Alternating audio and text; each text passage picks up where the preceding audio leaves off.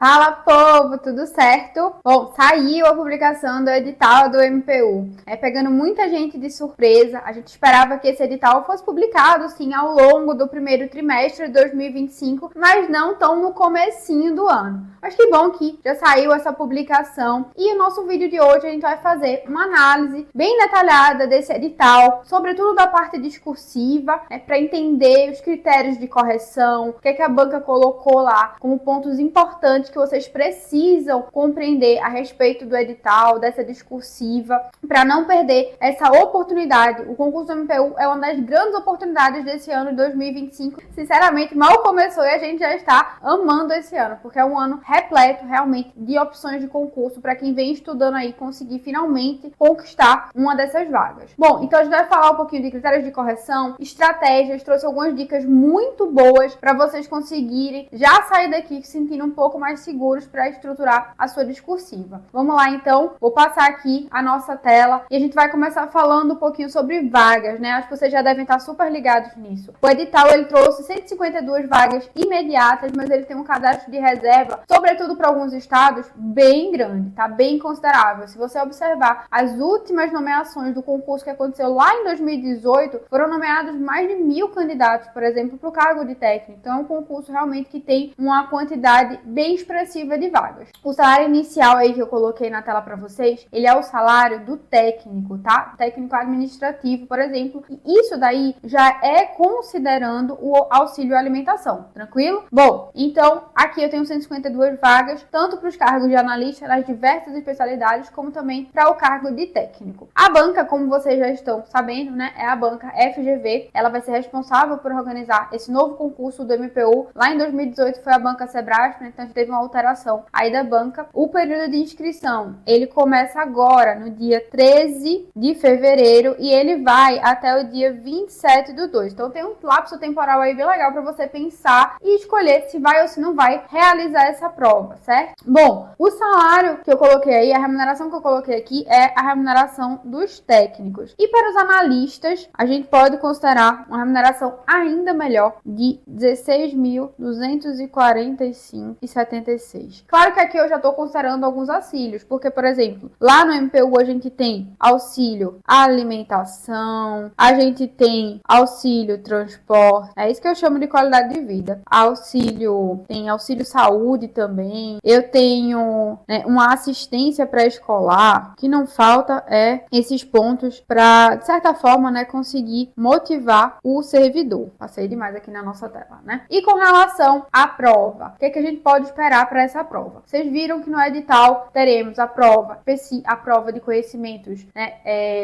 Acabou que ficou aqui na frente para vocês. Deixa eu só fazer um ajuste aqui na nossa tela. Bom, então a gente tem aqui a prova objetiva e a prova discursiva. Dentro da prova objetiva, teremos a prova de conhecimentos da parte mais básica e dos conhecimentos específicos, e teremos a prova discursiva. Aqui, ao total, serão 80 questões. Então, 80 pontos, certo? Distribuídos ao longo das diversas disciplinas. O edital, por exemplo, de analista na área de direito, ele está com uma quantidade bem grande, né, de disciplinas com conteúdos enormes. Realmente vai demandar de você um tempo e uma preparação bem intensa. Acho que eu não comentei a respeito desse ponto. A gente tem tempo, tá? Até a prova, um tempo bem considerável. Teremos até o dia 4, né? Dia 4/5. Então, dia 4 de maio é a data de realização dessa prova. Então, tem um tempo bem bacana aí para você preparar. Mas antes de você se preparar, melhor você vai chegar, né, no dia da prova. E falando um pouquinho sobre prova discursiva, ela vai valer até 40 pontos. Então, teremos 80 questões na parte objetiva, 80 pontos, 40 pontos para prova discursiva. E o próprio edital, ele fala que consistirá numa redação, certo? E ele deixa claro lá que será de gênero, redação de gênero dissertativo, argumentativo. Não precisa você se desesperar, mais pra frente eu vou explicar para você conseguir compreender melhor o que a gente pode esperar quando ele fala, né, dissertativo argumentativo. E aí, para vocês terem uma dimensão da importância da prova discursiva, eu trouxe aqui um exemplo. Então imagine, né, a prova discursiva terá 80 pontos,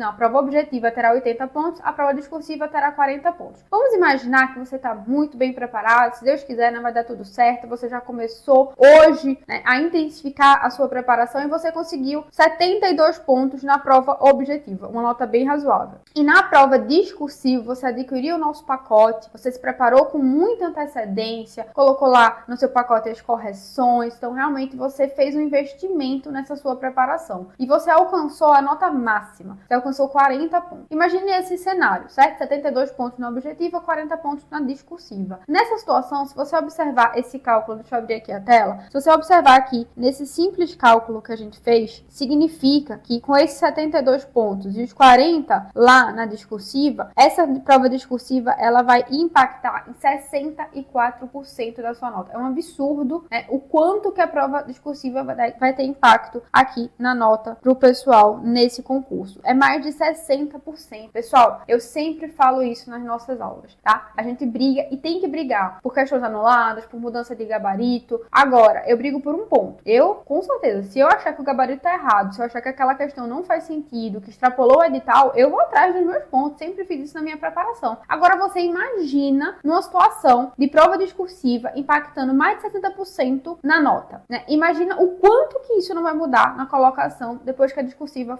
que ele for divulgado o resultado da prova discursiva. Vai fazer uma diferença completa ali naquela lista. Vai tirar muita gente que muitas vezes deixa de se preparar, né? Fica só focando na objetiva e deixa de se preparar para a prova discursiva. É evidente que a prova objetiva ela é importante. Afinal, é através de uma boa nota na prova objetiva que você vai ter a discursiva corrigida. Agora também não adianta de nada você só se preparar para a prova objetiva e deixar a prova discursiva de lado, principalmente para esse concurso do MPU. Então, eu acho que vocês já têm, né, uma dimensão do quão importante vai ser essa prova. Vou seguir agora para a gente entender um pouquinho melhor sobre os critérios que a FGV vai adotar para essa correção. Como tem uma tabelinha aí, eu vou deixar agora só o slide na tela para vocês enxergarem um pouquinho melhor. Então, eu falei para vocês que a gente vai ter uma redação, gênero dissertativo ou argumentativo. Eu tenho um número mínimo de linhas, então mínimo de 20 linhas e no máximo um espaço ali de 30 linhas, bem razoável, né? Bem dentro da média, valendo até 40 pontos. Nota máxima, então, são 40 pontos e a mínima, que aí a gente coloca aqui, mas eu não quero nem que vocês memorizem isso, porque você não vai se basear por nota mínima, pelo amor de Deus, né? Não pode obter nota inferior a 20 pontos. Ele fala, será reprovada a prova discursiva e eliminado com aquele candidato que obtiver nota inferior a 20. Bom, então vamos entender aqui um pouco melhor sobre esses critérios. Vejam, na parte de estrutura textual, você vê que a maior parte daqueles 40 pontos, ele está aqui, nessa primeira parte dos critérios. Falando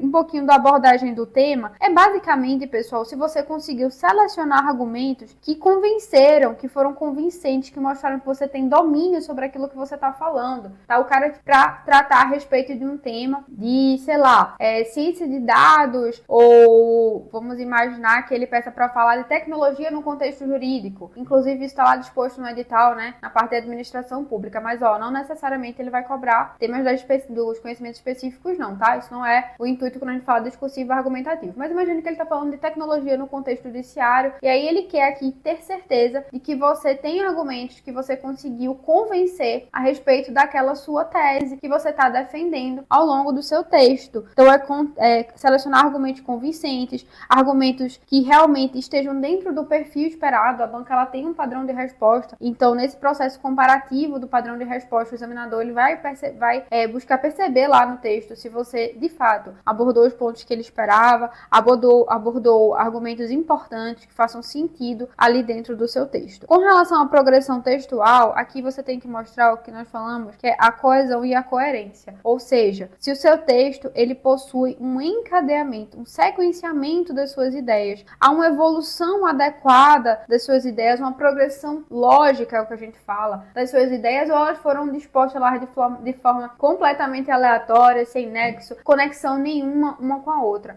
Uma coisa muito importante aqui, Nicole, como é que eu faço para demonstrar? Como é que eu demonstro? Como é que eu melhoro a minha coesão e a minha coerência? Uma grande dica que eu dou para vocês é para que vocês abusem aqui, e vale 14 pontos, tá? Abusa aqui dos nossos elementos de ligação. O que é elemento de ligação? São os nossos, por exemplo, pronomes demonstrativos, os pronomes relativos, articuladores do discurso. Então, abuse deles, não só, assim, para começar um parágrafo, mas entre um parágrafo e outro também, dentro do mesmo parágrafo, né, na verdade, explora bem esses elementos de ligação para mostrar esse encadeamento de ideias. E o edital também fala a respeito de pontos que podem levar a uma nota 0. Mais uma vez eu vou aqui falar, mas você, né, vai passar bem longe disso, eu tenho certeza. Não atender o tema proposto, fugir do texto, do tipo de texto, né, que ele pede, que é o argumentativo, assinar, trazer algum tipo de identificação na sua prova, escrever a lápis. Mas isso aqui, né, é para aquelas pessoas despreparadas que não estão assistindo esse vídeo, que não leram o edital,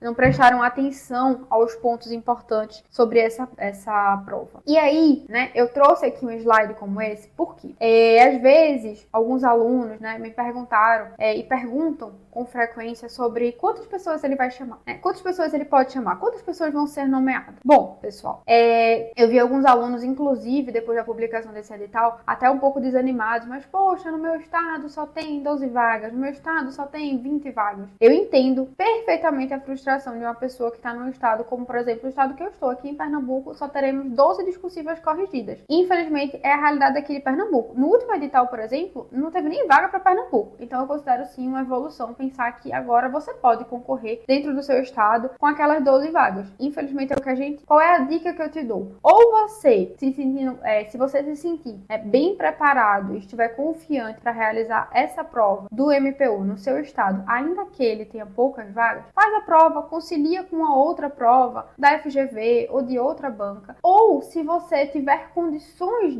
viaja para um estado que tem um quantitativo maior de vagas. Quem mora na região sudeste, por exemplo, eu não vejo nem necessidade de viajar para outro estado. Acho que ali a gente já tem locais com uma quantidade bem razoável de vagas. Para o cargo de técnico, principalmente. Sobretudo na capital, deixa eu colocar aqui agora só o slide na tela, a gente vê que a banca, ela tem um interesse de fazer uma nomeação mais expressiva na nossa capital do Brasil, lá no Distrito Federal, certo? Então, há uma tendência da banca de chamar um quantitativo bem maior ali para o DF, né, onde fica a principal sede do MPU. Alguns outros estados aqui com 48 vagas, estados com 30. Eu nem coloquei aqui a tabela completa, eu fiz só um recorte mesmo, porque era uma tabela bem extensa. Mas é isso, não desanimem, aproveitem que muita gente vai olhar para esse edital e falar: pouca vaga, não vou fazer, não vou me preparar, vou pular fora. Não é pouca vaga, é uma quantidade de vagas que está distribuída todo o Brasil, então por isso que ela está assim bem divididazinha, mas não deixem de fazer, né? Não desistam da prova sem nem mesmo ter tentado. Vamos seguir em frente aqui com a nossa análise. E aí, lembra que eu falei para vocês que vocês iriam compreender um pouquinho melhor quando a banca fala em discursiva argumentativa? Então vamos lá, chegou o momento, né? Como é a estrutura dessa discursiva argumentativa? Eu tenho o parágrafo de introdução. Nesse parágrafo de introdução, o que é que eu tenho? Vocês obrigatoriamente têm que fazer? Apresentar qual é o tema daquele texto e qual é a tese. Qual é o ponto de vista que você vai defender ao longo do seu texto. Faça menção aos aspectos, aos tópicos que foram solicitados. Às vezes a banca não lista, na verdade, lá quais são os tópicos. Na letra A, discorra sobre tal coisa, na letra B sobre tal, na letra C sobre essa outra. Então, deixe claro lá quais são os aspectos ou uma afirmação de cunho geral, caso ele não traga os aspectos tópicos frasais listados. Então saindo da introdução, entrando no parágrafo de desenvolvimento, a gente faz a apresentação do primeiro aspecto, desenvolve o primeiro, pelo menos um argumento. Você tem que ter um argumento aqui para tratar desse primeiro aspecto, e é facultativo que você faça a apresentação de um segundo argumento ou um encerramento, né, similar a uma conclusão para aquele parágrafo. Agora, a banca, ela falou de uma afirmação de cunho geral, ela não trouxe os tópicos frasais, letra A discorra sobre isso, letra B sobre aquilo, letra D, né? Ela não fez isso. O que é que eu vou fazer nessa situação, Nicole? Bom, é você quem vai listar quais são os tópicos frasais. Então, dentro do tema de tecnologia no contexto judiciário, o que é importante eu abordar aqui? Será que os processos judiciais eletrônicos é um ponto interessante? A evolução, né, as dificuldades que foram encontradas para sair daqueles processos em e-mail físico, caminhar para um processo e-mail eletrônico, o impacto disso para o meio ambiente, trazer algumas coisas nesse sentido. Será que é bacana? Será que isso eu vou lá e vou pensar e vou listar quais são os meus aspectos para que eu consiga defender a minha tese, que estejam relacionados com a minha tese. Então, esse é o papel que você vai fazer se eu tiver uma afirmação geral, não tiver lá o tema da discursiva, sem delimitar em tópicos frasais. Então, vai ser um papel seu se a banca não trouxer esse formato, em A, B, C, ou 1, 2 e 3. No terceiro parágrafo, a mesma ideia. Apresenta o segundo aspecto, traz o argumento obrigatório e é facultativo um segundo argumento ou encerramento. Desenvolvimento do quarto parágrafo, idem. Conclusão, o que é que você tem que fazer? Obrigatório isso aqui, tá? Reafirmar a tese. Tem que fazer isso. No final, você pode colocar também uma proposta de intervenção, uma solução, síntese dos encaminhamentos. Alguma coisa nesse sentido. Ainda na aula de hoje, a gente vai falar um pouquinho melhor sobre conclusão e sobre desenvolvimento, tá? Algumas estratégias. Se acalma, que a gente vai seguir adiante. E eu já vou entrar aqui justamente em algumas dicas a respeito disso, a respeito do desenvolvimento. Uma das grandes dificuldades do pessoal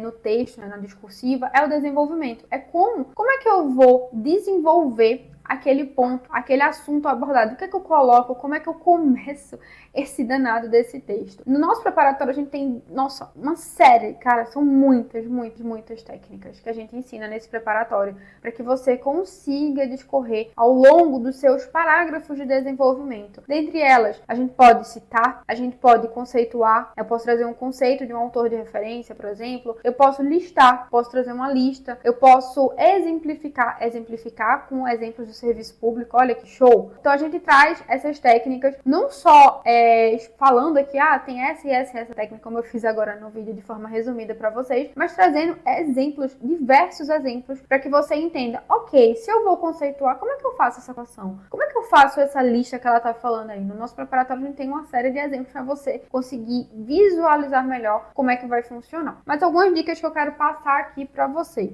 Siga os aspectos solicitados no comando da questão na ordem solicitada. Vejam, se ele trouxer lá aspecto 1, 2 e 3, ou letra A, B e C, pessoal, não vai inventar roda, tá? A ideia é que você siga exatamente o que está ali. Lembrem, prova discursiva, o examinador tem para ele um padrão de resposta e ele vai fazer um processo comparativo. Então, facilita a vida desse cara. Faz com que ele pegue lá, né? Ele pegou a sua prova, pegou o padrão dele, ele vai fazer, né, esse processo comparativo. Aí tu coloca a resposta do primeiro aspecto lá no último parágrafo, a resposta do segundo aspecto no primeiro. Vira uma salada de fruta pro cara não encontrar e depois você ter que pagar um recurso para alguém, para mostrar para ele que aquele ponto que ele pediu você de fato explorou, vai te custar muito mais, né? Fora a angústia que você fica esperando, pensando, pô, será que minha nota vai melhorar? Será que não vai? Facilita a tua vida, facilita a vida do cara também. Vamos ser parceiro aí. A discursiva não é um espaço para você demonstrar conhecimento sobre o que não foi perguntado, então vamos focar ali no comando da questão e vamos estruturar na ordem que foi solicitada. Sobre isso aqui, tá? Vocês viram que é considerado nota 0 se você realizar uma fuga do tema. Então, eu não sei muito falar sobre tecnologia no contexto jurídico. Acho que eu vou falar sobre meio ambiente no contexto jurídico. Pelo amor de Deus. Não faça isso. E nenhuma hipótese, certo? Ainda que você saiba muito pouco sobre o tema, explore esse tema. Mesmo que seja muito pouco, não importa. Fugir do tema, você vai levar nota 0. Entre a nota 0 e, sei lá, 25 pontos, já que vale 40, 30 pontos, o que é melhor, né? Ser eliminado do concurso ou tirar uma nota ali um pouquinho mais baixa e talvez ter alguma chance de estar entre as vagas. Então, não façam não cometam essa loucura. Segunda dica, como responder cada um dos aspectos da questão. Vejam, aqui a ideia é mostrar o seu pensamento analítico. Lembram que essa parte aqui é uma das partes que tem maior pontuação. Acho que a gente nem... Deixa eu até voltar aqui. Eu acho que eu não comentei aqui com vocês. Eu vou voltar aqui. Para a parte de estrutura textual, nós teremos 28. Para a parte de correção gramatical, eu até pulei isso aqui. Na seleção vocabular, ele vai observar variação linguística inadequada, marcas de oralidade, vai deduzindo de acordo com os seus erros. E para ele observar a norma culta, teremos uma pontuação máxima de 80 pontos e ele vai descontando o quanto que isso vai impactar. Ele vai descontando 0,8, certo? Da sua nota. Então, mais uma dica, né, que a gente pode deixar aqui revise seu texto. Revise seu texto, antes de passar de vez, né, para a folha definitiva, dá uma última lida, repara na acentuação, nas concordâncias, repara na tua pontuação também, para você não perder pontos que são tão valiosos. Essa é a nossa segunda dica, responder aos aspectos da questão, abordando esse pensamento analítico, escolhendo argumentos que sejam consistentes, que sejam relevantes, abordando e explorando, como eu já tinha dito, os elementos de ligação para trazer mais clareza, coesão e coerência textual. Terceira dica, busque convencer o leitor. Você precisa mostrar e comprovar para ele a sua tese. E você vai fazer isso apresentando argumentos através de exemplos, de citações, usando técnicas de raciocínio lógico, retórica, o apelo emocional. Tudo isso fazem parte dessas fórmulas que a gente inclusive ensina lá no preparatório também, para que você consiga defender a sua tese, o seu ponto de vista ao longo do seu texto. E aí eu falei, mas eu já trouxe aqui um exemplo para você entender como é que funciona essas técnicas que a gente está falando tanto, né, num exemplo mais prático. Então, falando um pouquinho do desenvolvimento por citação, eu venho aqui e falo: a arte brasileira é um mosaico cultural que reflete as diversidades, a riqueza histórica do país. Aí eu venho, segundo o historiador da arte Rodrigo Naves, né, aí você pensa em quem é que é Rodrigo Naves? Gente, é uma referência, né, nesse ponto da arte brasileira, nesse tema da arte brasileira. Aqui eu estou trazendo meramente um exemplo. Você estiver descrevendo uma discursiva sobre administração, você pode citar lá, por exemplo, o autor Chavenato. Segundo o autor Chavenato, ou dentro do direito constitucional, você pode citar uma própria lei, a própria Constituição, então, de acordo com a Constituição Federal, certo? Dá para você fazer uma citação de uma lei, de uma norma, de um autor de referência, certo? E aí você faz a citação aqui, falando, né? Segundo o historiador e crítico de arte, Rodrigo Naves, a arte brasileira, especialmente a modernista, destaca-se por sua capacidade de difundir influências europeias com elementos nativos e africanos, criando uma expressão artística única. Então, foi um exemplo aqui para o argumento de citação. Já para o desenvolvimento por lista, eu venho falando: a literatura brasileira é marcada por sua diversidade e riqueza cultural, refletindo a complexidade da sociedade brasileira. Aí veja que eu vou listar, né, os autores. Autores como Machado de Assis, Clarice Lispector, Jorge Amado demonstram essa diversidade. Então, eu trouxe para o examinador, né, cada um dos meus exemplos, né, para colocar eles através de uma forma de lista mesmo e mostrar o domínio que eu tenho sobre aquele tema. Antes de eu seguir falando a respeito da conclusão, eu já quero aproveitar aqui e trazer para vocês alguns aspectos específicos do nosso preparatório para o MPU. Então, a gente vai ter discussão dos critérios, só corrigindo aqui, da FGV, apostas para redação, a gente vai ter estruturação dos parágrafos, o que é que o corretor busca no seu texto, como é que você pode descobrir essas estratégias, quais são as palavras-chave, temos capítulos específicos com indicação de centenas de erros comuns para que você não cometa, certo?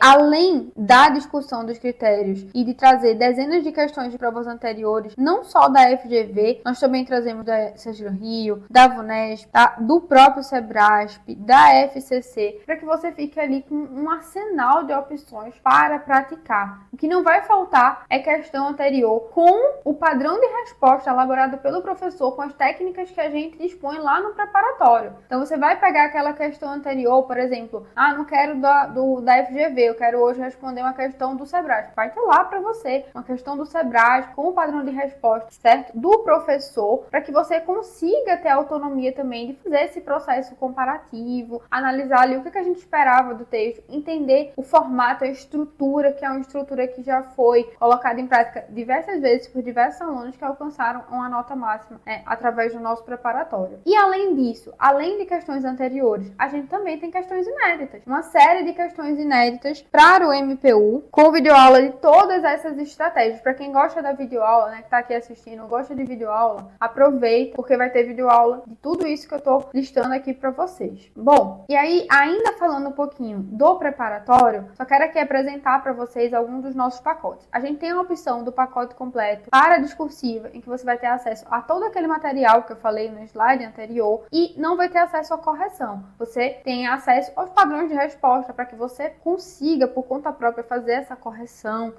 Temos também a opção que, no meu ponto de vista, é uma das melhores, que é o pacote completo para discursivas, com 3 correções correções. Então, a gente vai ter essas 3 correções para que até o dia da prova você consiga perceber a sua evolução. É uma correção individualizada, então o professor vai ter todo um cuidado para analisar a sua discursiva de forma individualizada, observando os argumentos que você utilizou. Os professores são professores da área, então eles têm esse olhar mais técnico também. E aí ele vai analisar os seus argumentos, vai analisar a questão dos erros gramaticais também. Terceira opção, que não falta aqui, é a opção de pacote. Na terceira opção, a gente tem a opção, uma opção ainda mais completa. Temos o preparatório completo, teórico, com as videoaulas, com as inéditas, com os padrões de resposta anteriores, com as 3 correções e um plano de estudo. Se você não conhece, a gente tem uma plataforma lá no Científica, em que a gente monta todo o seu cronograma do ciclo de estudos, tá? É um cronograma individualizado, baseado no seu histórico, se você já fez prova, se você não fez, se você está iniciando agora nesse mundo de concursos, o que é que você já tem de conhecimento das disciplinas anteriores, tá? Quantas horas por dia você consegue estudar? Então a gente monta esse plano de estudo para você. E por fim, o último pacote, por fim, mas não menos importante, porque é o pacote mais completo ainda do que o terceiro, não sei nem se eu posso falar assim, né? Mas é um pacote em que, além desse plano de estudo baseado em ciclos, individualizado, pensado na sua realidade, para aqueles que têm essa necessidade de uma pessoa te acompanhando, para que você consiga trocar uma ideia diariamente ali com aquele profissional, para que você tenha de fato essa troca, alguém caminhando junto com você, alguém que já passou pelo mesmo processo que você passou e vai te dar todo esse suporte, né? Então, além do preparatório completo, da correção, do plano de estudo com o cronograma, a gente oferece a opção do acompanhamento com o mentor, em que você vai ter um encontro com ele, vai conversar, vai com mais detalhes sobre as suas necessidades, as suas dúvidas. É um pacote bem abrangente mesmo. E é isso. Vou voltar aqui só pra gente fechar e falar algumas estratégias, agora falando um pouquinho a respeito da conclusão. Pior, eu brinco, né? Pior do que o desenvolvimento, na verdade, pior do que começar a discursiva é conseguir terminar. Você já tá ali podre de cansado, meu Deus do céu, eu quero terminar, o que é que eu faço, o que é que eu escrevo aqui? Aí coloca qualquer coisa na agonia, né? Tem aluno que eu pego, aí você vai lá terminar de corrigir a discurso, fazer o recurso a discurso e a pessoa começa com a letra bem bonitinha, chega no final, um garrancho, uma confusão, um negócio de doido. Bom, mas mais uma vez, isso não vai acontecer com você. Na discursiva, é obrigatório que você reafirme tese, a tese que a gente trouxe desde lá da introdução, que a gente foi sustentando através dos nossos argumentos ao longo do desenvolvimento. No parágrafo de conclusão, você precisa fazer a reafirmação da tese. Você precisa também iniciar com articuladores do discurso de conclusão, articuladores como, por exemplo, deste modo, vou até colocar aqui para vocês. Outro muito bom, em suma, os mais comuns, né? Portanto, assim. Enfim, tem uma série de opções para você utilizar. E estruture de que forma? Para facilitar ainda mais para você, eu quero que você estruture da seguinte forma. Você vai pensar em quem vai executar aquela ação. Qual é a ação? O que é que vai ser feito ali? Como proposta de intervenção. Qual é a maneira que vai ser executado? E quais são os resultados? Se você pensar nesses 4 pontos, você monta a sua discursiva. Então, vamos ver aqui um exemplo só para você conseguir entender melhor. Pensando no agente, quem vai executar, às vezes a gente não coloca nem de forma expressa. Às vezes eu posso colocar o governo federal deve, a sociedade civil. Aqui no nosso exemplo eu venho falando, em suma, a desigualdade social do Brasil é uma questão intrínseca que demanda respostas completas e variadas. Reafirmei a tese. Como solução, sugere-se a implementação de políticas públicas abrangentes, então esse aqui é o meu o que será feito, que integrem a educação de qualidade, programas de capacitação profissional e acesso equitativo aos recursos. Então aqui é a maneira. E aí na sequência eu trago os resultados. Tais ações contribuirão para a redução das disparidades socioeconômicas e para a promoção de uma sociedade mais justa. Resultado. Eu até poderia ter colocado, sugere-se a implementação pelo governo federal, pelo governo federal